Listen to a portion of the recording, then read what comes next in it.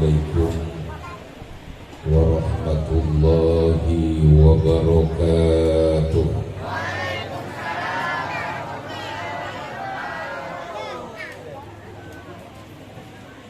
Bismillah walhamdulillah. Alhamdulillahilladzi bi ni'matihi tatimmus shalihat. Wassalatu wassalamu ala khairi sadat wa ala alihi wa ashabihi ahlil fadaili wal karamah. Qalu subhanaka la ilma lana illa ma 'allamtana innaka antal alimul hakim. La haula wa la quwwata illa billahil aliyyil azim.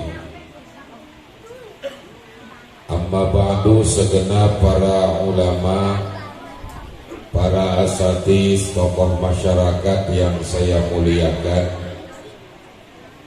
mohon maaf kalau tidak saya sebutkan satu persatu, namun insya Allah tidak mengurangi rasa takzim dan hormat saya. Seluruh panitia dan keluarga besar Mushola Nurul Islam yang saya muliakan, ibu bapak dan saudara-saudara sekalian rahimakumullah.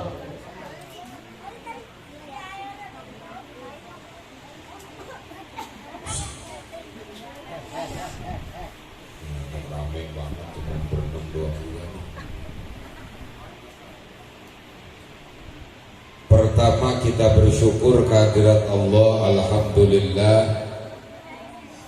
malam ini kita dapat hadir bersama-sama memenuhi undangan panitia peringatan Isra dan Mi'raj, sekaligus dalam rangka menyambut datangnya bulan suci Ramadan. Kita berharap dan berdoa mudah-mudahan dengan majelis yang kita laksanakan pada malam hari ini, Allah berikan keberkahan buat kita semua, dan mudah-mudahan Allah sampaikan kita ke bulan suci Ramadan, kita dapat melaksanakan ibadah Ramadan dengan baik dan sempurna. Mudah-mudahan selesai Ramadan Allah mengampunkan segala dosa dan kesalahan kita. Salawat beriring salam tak lupa kita haturkan kekaharibaan dan pusara junjungan Nabi besar kita Muhammad sallallahu alaihi wasallam, yang tentu kita selalu berharap mudah-mudahan kelak di yaumil qiyamah syafaatul uzma beliau akan terlimpah buat kita semua. Ibu bapak dan saudara-saudara, Isra dan Mi'raj ini perjalanan ilahi, perjalanan yang hanya dimaui oleh Allah, karena perjalanannya begitu panjang tapi waktunya begitu singkat.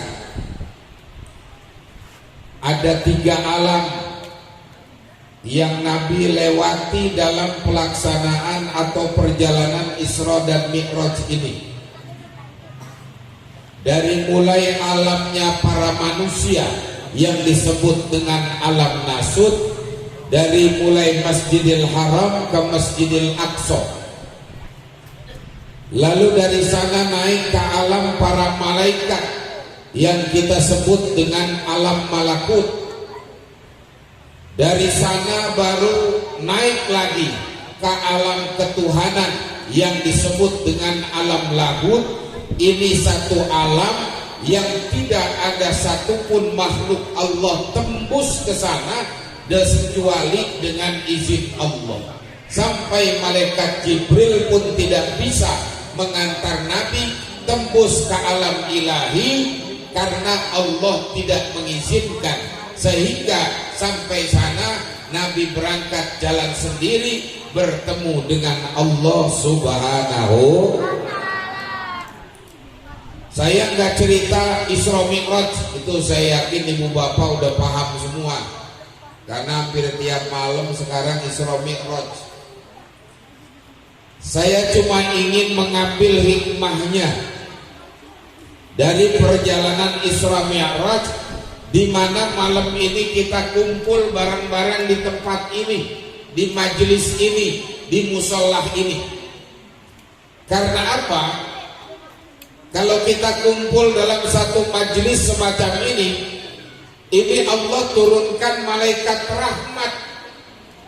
Dan enggak satu, banyak yang Allah turunkan.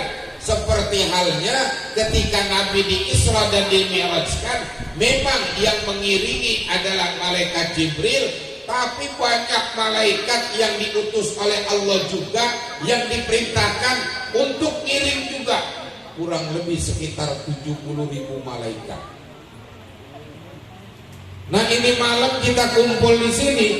Ini malaikat turun, nih malaikat rahmat. Cuman kita nggak bisa lihat ini para malaikat. Betul nggak? Makanya majelis ini banyak keberkahan. Kita datang ke majelis ini, langkah kita dari rumah udah pasti dapat pahala. Setiap langkah pasti dapat pahala. Kenapa? Yang dituju adalah satu majelis taman surganya Allah. Ini yang pertama. Oh, juga. Kita kalau ngomong sini nih, enggak. Nah, siapa tuh? Ibadah enggak? Gampang hasil.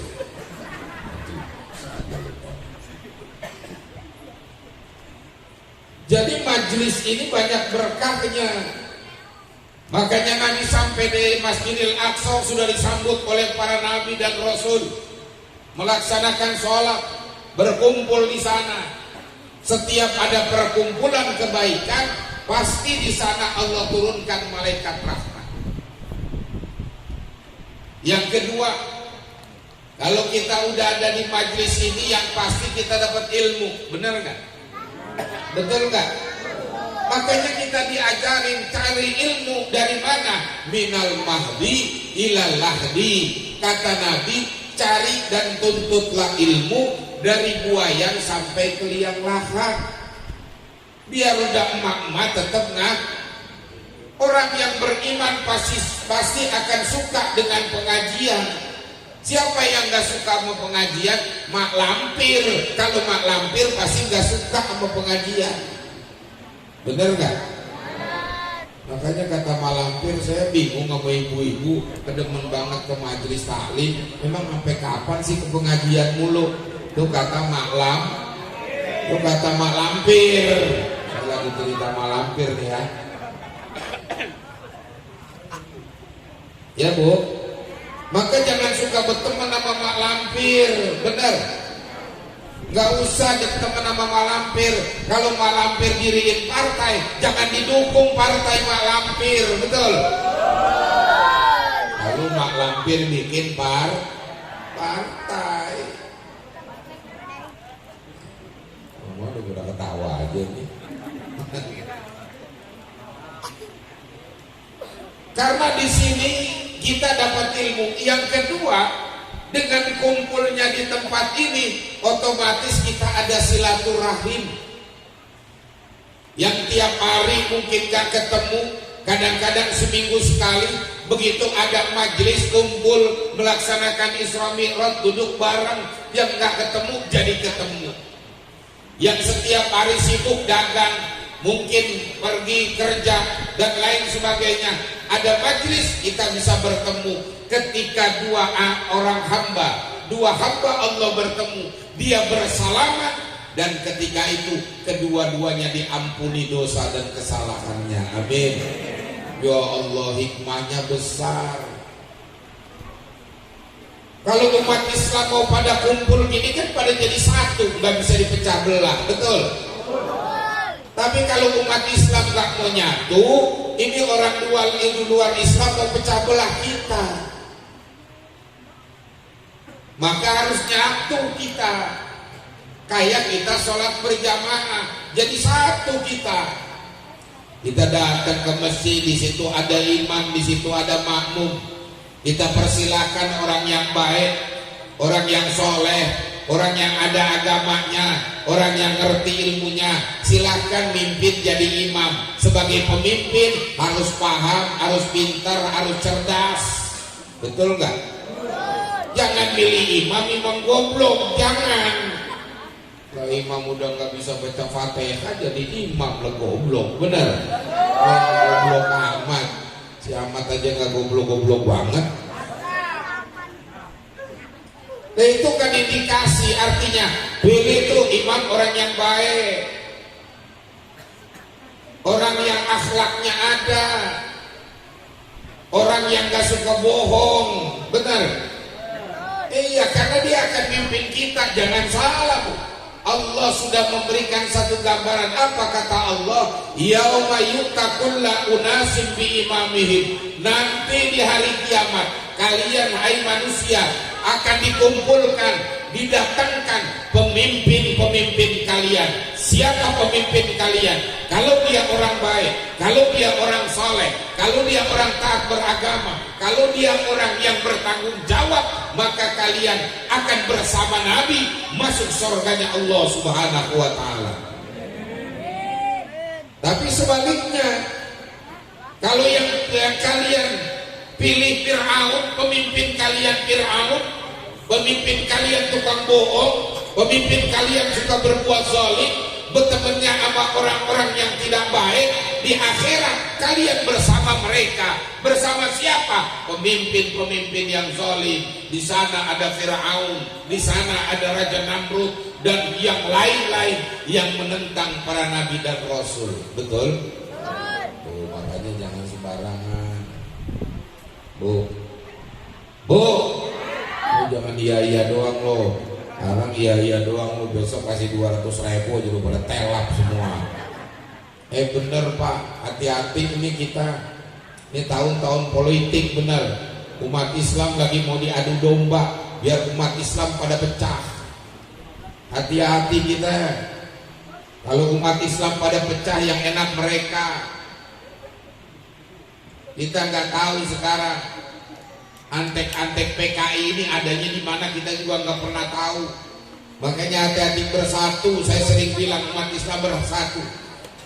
Bahkan di setiap dakwah saya sampaikan atas nama pimpinan Majelis Ulama Indonesia Provinsi DKI Jakarta, saya minta seluruh ormas Islam, mari kita bersatu, jangan kita pecah belah. Wa'tasimu bihablillahi jami'a wa la tafarraqu. Satu kita. Kalau bersatu kan enak ya Bu. Ya Bu. Ini datang ke majelis ini enak gak?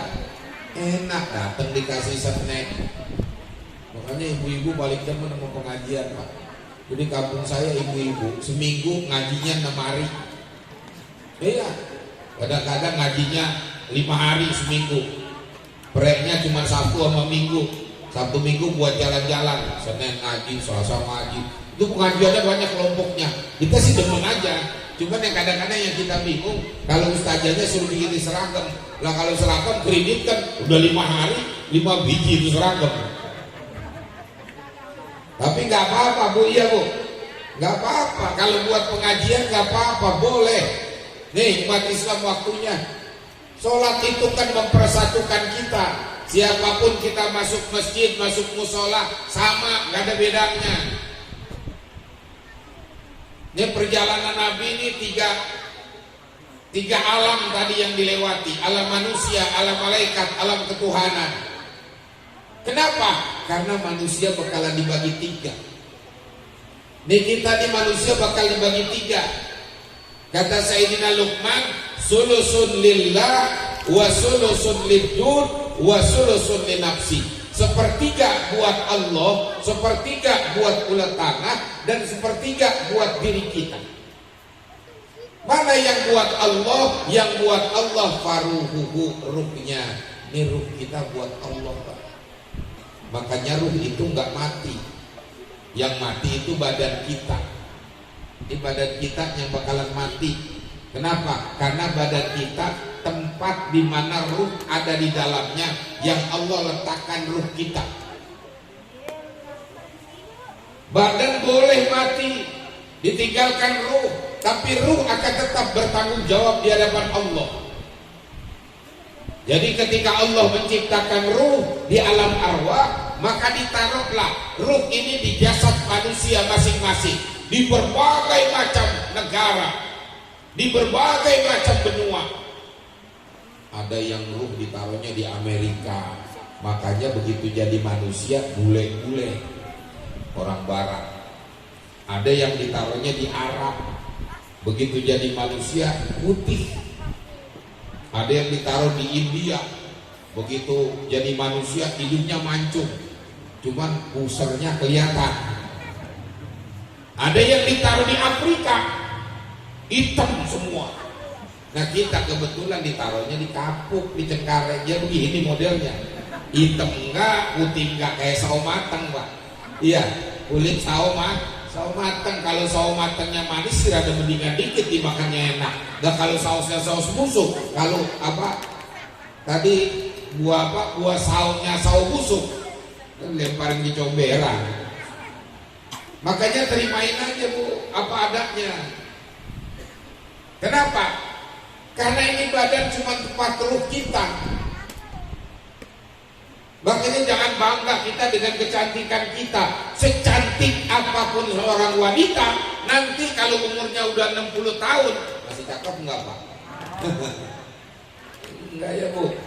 Ya Bu, ikuti aja. Cakep, ada orang 60 tahun cakep di sini ya? Waduh, hebat banget orang Kapuk. Mandinya pakai susu kali ya? Badan kita bakalan habis. Makanya Ramadan itu khusus Allah membersihkan ruh kita. Ini masih bulan Sya'ban, ini kurang lebih seminggu lagi nih. Ini kita diperintahkan bersihin hati. Gak boleh sombong, gak boleh angkuh, gak boleh ria, takabur, sum'ah. Hilangin tuh penyakit-penyakit. Gedek, benci sama orang, hilangin. Makanya kemarin waktu nisfu Sya'ban kita ngadain nisfu Sya'ban, baca Yasin 3 kali. Itu kan tujuannya apa? Minta umur panjang, berkah, rezeki banyak, mati dalam keadaan husnul. Itu Allah kabulkan permintaan kita di malam nisfu Sya'ban, kecuali 2 orang. Yang pertama yang syirik kepada Allah, yang kedua yang hatinya punya penyakit, ada benci sama keluarga, tetangga, saudara, teman, ada rasa sombong, gedek sama orang, nggak mau maafin orang. Ini nggak diampuni tuh dosanya, permintaannya ditolak. Makanya sebelum masuk Ramadan nih, sekarang bersihin hati kita nih Bu. Ya Bu, ya Bu, ini bersihin hati kita nih dari sekarang nih. Sehingga begitu masuk Ramadan udah tenang. Kenapa? Kalau hati kita bersih, nanti ruh kita dibersihkan dalam Ramadan, ibadah juga kita enak. Kan kalau hati kita udah tenang, ibadah enak, ikhlas. Yang gak enak itu puasa kalau gak ikhlas. Orang kalau puasa, kalau gak ikhlas, mau ketemu Ramadan aja udah puyeng. Kayaknya baru kemarin kita puasa, kayak udah puasa lagi sini. Ramadan mau datang, kesel banget romannya. Padahal Nabi sudah janji, man fariha bidukhuli Ramadan haramallahu jasadahu ala niran. Siapa yang bergembira dengan datangnya bulan suci Ramadan, maka diharamkan jasadnya dari api neraka. Girangnya kita itu sudah jaminan dari Nabi, bebas disiksa dari neraka. Itu baru girang. Masuk Ramadan, ikhlas puasa. Makanya kalau orang puasanya ikhlas, enak. Ya Allah, habis sholat subuh rapi kita sahur, nunggu subuh, habis sholat subuh, ini waktu cepat, tahu-tahu maghrib. Kenapa? Karena merasa puasa itu mengharap ridho Allah, pahala dari Allah. Coba kalau terpaksa nggak enak. Kayak sholat taraweh kan kita 21 kan ya, sama witir. 23 sama witir. Itu kalau hatinya nggak ikhlas, taraweh itu berat Pak. Taraweh itu berat. Ya baru-baru sih hebat banget memang kalau udah awal-awal Ramadan mah habis asar udah mau sejadah ke musola. Iya, nyiapin tempat di musola. Begitu habis asar ke musola, ngapain? Naruh sejadah doang. Ntar gua di sini ya duduknya ya, takut nggak bagian tempat. Itu sehari 2 hari, besok udah enggak. Tapi kalau ikhlas ini enak.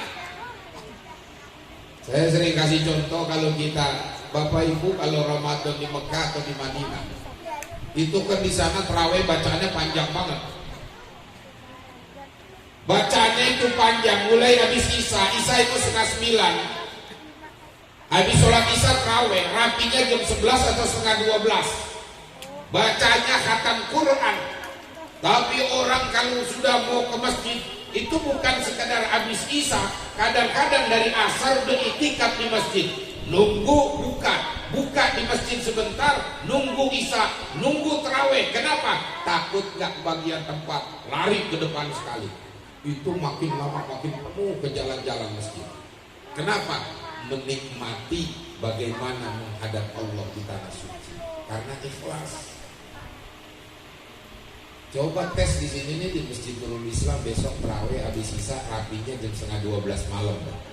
Imamnya bacanya lambat, kemudian pakai khatam Quran. Insya Allah 2 hari bubar ini musola, sepi. Tanya lu kalau yang di musola Nurul Islam, tobat main di sono lama imam bacanya. Lah model kita makan kalau tarawih nyari yang baca imam yang bacanya cepet ya Bu. Walau ada imam bacanya cepat, bismillahirrahmanirrahim. Nah, ini baru mantep nih.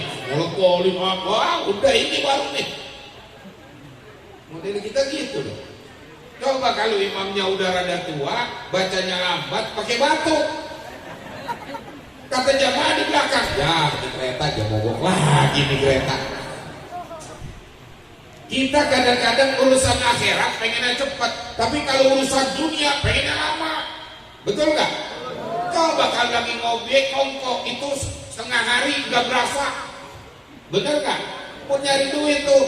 Loh, tanah yang sebelah pojok kono punya siapa yang kita cari, ini suratnya giring apa sertifikat ya? Itu sejam 2 jam ngopi udah 15, nggak kelar-kelar tuh. Ya terawih baru setengah jam aja udah berak-lapak tuh. Kenapa ini terjadi nih hati kita nih Pak? Makanya kalau hati bersih itu enak. Sebab itu beragama itu gak gampang. Saya sering beribaratkan beragama itu kayak kita beli buah. Kalau kita mau beli buah durian, kalau kita mau beli buah durian, yang kita lihat apanya dulu tuh Pak? Yang kita lihat apanya dulu? Kulitnya. Ini durian kulitnya rada cakep nih, kita lihat. Habis kita lihat kulitnya cakep, kita ciumkan. Wangi nih durian nih. Isinya yang kita pengen tahu. Wah wangi nih. Apa cukup sampai di situ? Enggak. Kang durian masih dipanggil Bang. Coet dikit Bang, saya mau rasain. Masih dibuka juga durian, dirasain manis. Nah ini cakep nih, ini Bang, cakep nih durian. Kan begitu. Bener gak Bu? Kadang-kadang tukang durian suka sial juga sih. Udah 10 biji durian masih gak jadi juga. Beragama kayak begitu Bang. Kalau orang beragama cuma Islam doang, itu sama juga kulit. Kalau cuma Islam doang kulit, makanya banyak orang Islam tapi tidak suka dengan Islam. Banyak orang Islam benci dengan saudaranya Muslim. Banyak mengaku Islam benci dengan ulama, benci dengan habaib, benci dengan pengajian. Itu namanya cuma agama kulit. Paham? Lalu isinya apa Ustaz? Isinya itu iman. Isinya adalah iman. Kalau imannya sudah ada, godaan iman itu berat. Makanya kata Nabi, al-iman yazidu wa yanqus. Iman kadang tambah, iman kadang kurang. Tinggal bagaimana kita menjaga iman. Maka isinya adalah iman. Lalu bagaimana rasanya itu apa Ustaz? Rasanya adalah ihsan. Itulah puncak beragama. Kalau udah sampai kepada nilai ihsan, antaqudallah ka'annaka tara fa illam takun tara fa innahu yara. Engkau menyembah Allah seolah-olah kau lihat Allah. Kalau kau tidak lihat Allah, pastikan bahwa Allah melihat kamu. Itu tingkatan ihsan. Kalau sudah berihsan, ini agama, ini hati bisa jadi itu. Paham Bu? Paham? Hati bisa bersih Pak. Kalau sudah nilainya ihsan, hati bersih. Yang paling bahaya kan kalau cuma tadi kulit doang. Kan banyak orang Islam, umat Islam, orang Islam ngaku sebagai agama Islam, tapi sama kiai nggak suka, sama habaib nggak suka, dianggapnya radikal. Orang menyampaikan yang benar itu bukan radikal Pak. Makanya sekarang maaf aja, kita harus tahu ini tahun politik. Sekarang mereka sudah banyak bicara di mana-mana. Nggak boleh kita menyampaikan nggak boleh politik identitas, nggak boleh. Saya bilang harus membedakan. Kalau yang disebut politik identitas itu kalau ada orang ngaku Islam atau mungkin bukan orang Islam, dia datang ke masjid, dia pakai peci padahal nggak biasa pakai peci, dia pakai baju koko padahal nggak pakai baju koko, dia pakai sarung padahal nggak pakai sarung, karena tahun politik mau jadi pejabat, mau jadi penguasa, mau cari jabatan. Akhirnya dia sampaikan kepada umat, nih saya Islam, saya pakai peci, saya pakai koko, saya pakai sarung. Padahal niatnya pengen dipilih doang. Itu politik identitas yang dilarang. Betul? Kalau kita umat Islam sampaikan, boleh. Saya orang Islam, saya pakai peci, saya pakai serban, saya pakai gamis, saya pakai sarung, saya biasa ke masjid, saya belajar Al-Quran, saya ngerti agama, maka saya ikuti apa kata Al-Quran. Dan ketika saya pilih seorang pemimpin, saya pilih sesuai apa yang dianjurkan oleh Al-Quran dan oleh baginda junjungan Nabi besar Muhammad. Baru kita selamat tuh dunia akhirat. Paham gak? Paham gak? Harus paham. Nggak boleh cara politik di masjid. Emang kenapa di masjid doang nggak boleh? Itu orang gereja, di gereja nggak dilarang, di kelenteng dilarang nggak? Kalau mau larang semuanya. Kenapa yang ditujukan selalu umat Islam? Karena mereka sudah takut dengan kekuatan Islam sekarang ini Pak. Kalau Islam sudah bersatu di Indonesia, tidak ada orang yang bisa memecah belah kekuatan umat Islam. Dan kita yakin Indonesia NKRI akan dipimpin oleh pemimpin-pemimpin yang soleh. Itu yang kita pengen begitu. Bu, paham nggak? 200.000 lu telap lagi ntar ya. Umat Islam ini ditakutin. Indonesia ini negara yang kuat. Kenapa negara lain itu bisa dipecah belah? Mereka nggak bersatu Pak. Indonesia ini negara kuat, umat Islamnya masih kuat.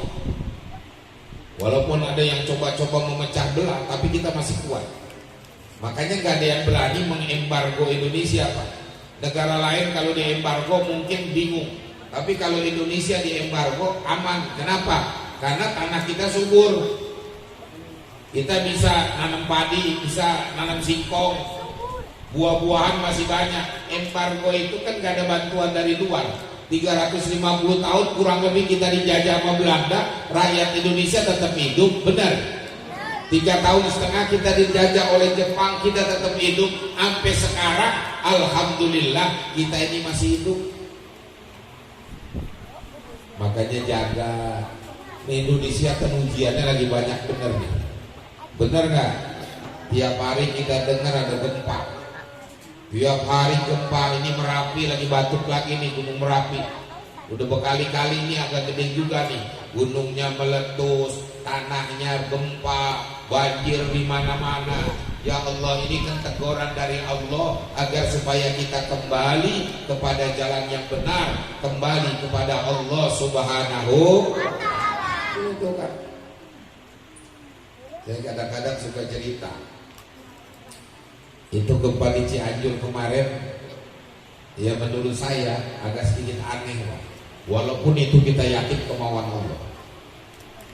Biasanya kan yang namanya gempa itu dari lautan, dasar laut, karena ada lempengan bumi katanya yang pecah atau retak lah, nggak tahu menurut ahli geologi, sehingga terjadilah goyangan. Dari goyangan itu baru naik ke darat. Biasanya kalau gempa di laut selatan itu yang goyang pertama Bandung, dari Bandung masuk baru Cianjur, dari Bandung Sukabumi masuk Cianjur, Bandung, Cianjur, Bogor, Kerawang, baru biasanya ke Jakarta. Tapi Cianjur kemarin lain Pak. Cianjur itu langsung goyangnya dari bawah Cianjur, makanya hancur Pak Cianjur. Kok nggak dari lautan? Kenapa harus goyangnya dari Cianjur digoyang itu?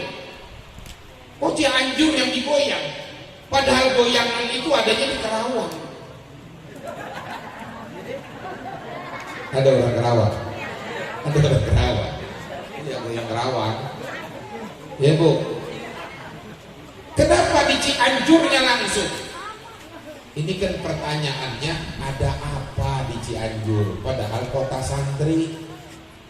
Mungkin di sana banyak maksiat kita nggak tahu, mungkin banyak orang yang kufur, mungkin banyak kezaliman, mungkin kemaksiatan merajalela, kita juga nggak pernah tahu. Wallahu alam.